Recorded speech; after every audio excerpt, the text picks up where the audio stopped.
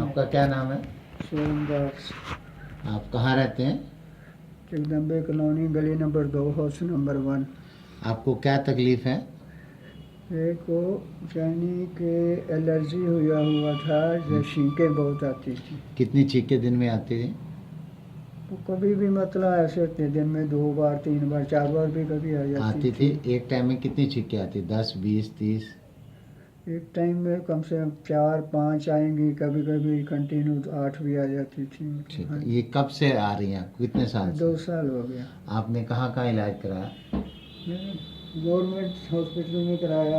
हम्म, उसके बाद doctor Batra homeopathic था, हम्म, उससे कराया है हम्म, 1 साल, हम्म। और ठीक नहीं हुआ। किससे कोई फ़र्क पड़ा? किससे?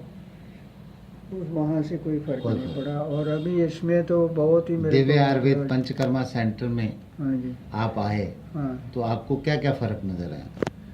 इसमें मेरे को काफ़ी ज़्यादा 2 दिन, पहले दिन ही काफ़ी फ़र्क पड़ गया था, ठीक है। और छींकें भी कम हो गई थी, हम्म, और सिर का जो भारीपन था वो भी ठीक हो गया था। हम्म, और अभी आज चौथा दिन है, हम्म। तो काफ़ी मेरे को तकरीबन 80% जो हमें ठीक हो मतलब। 80% आप ठीक हो गए।